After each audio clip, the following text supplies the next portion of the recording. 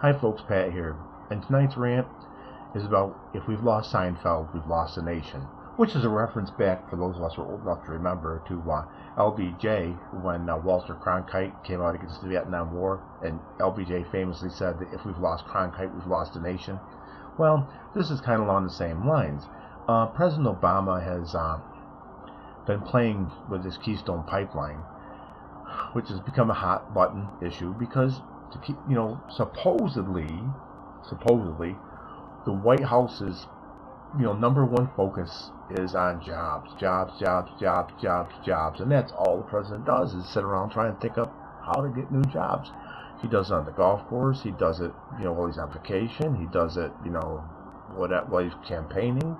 All those things are all about jobs, and jobs is the number one laser focus of this White House.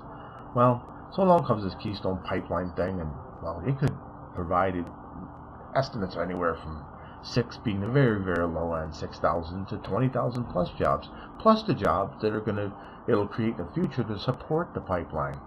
Which 20,000 jobs right now is that's not exactly a drop in the bucket. That's it's hard to come up with 20,000 jobs somewhere, and these are good jobs too, good paying jobs and secure jobs.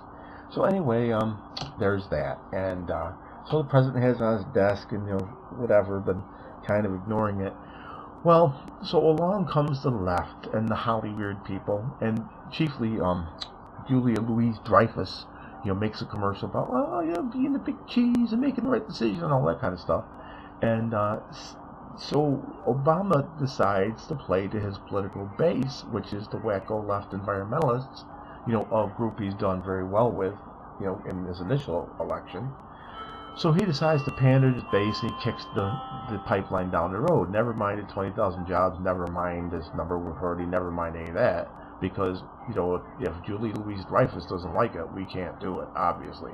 And, and I'm not saying let's just tear up the earth and, pollute everything, but, I mean, the studies have been done on this thing, ad nauseum. And now we're further down the road here. So Congress, we have this payroll tax cut and extending the unemployment benefits. So Congress has they passed a bill to, pass both those things, extending the payroll tax cut and to extend unemployment benefits, except to cap them at 59 weeks, which still seems pretty generous, instead of 99.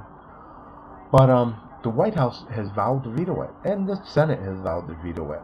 Because, gosh, adding something not related to a bill, that's unheard of. They haven't done that for at least a week. And, actually, that's sarcasm. It's a pretty common practice. You don't have to look far back for, a Democratic group who added something to a bill that was totally unrelated, just to get some special project or earmark passed. Okay, so anyway, now the White House has promised to veto it and saying that, this bill has been hijacked to score political points. And I agree. But who hijacked it, President Obama? Was it really the Republicans in the Congress? Or was it you in trying to appeal to your base in your never-ending run for re-election? And so that's the point. The Seinfeld and the Hollywood people who really, they don't have to worry about jobs. Great, let's worry about the planet. I mean, I can remember back to Jimmy Carter. I was in the Army during the Carter administration, and I remember back to the Carter administration and the oil crisis, gas rationing and everything, and we've been saying since then we were going to get off of foreign oil, and here we are. We're still in the same boat. So it's just a lot of talk and nothing gets done. Well, I agree we need to get off of foreign oil, and I think the Keystone Pipeline is a step in the right direction, because we'd be getting oil from a friend who's less likely to put an embargo on us. I mean, it just makes sense all the way around. It provides jobs. It's good for the country.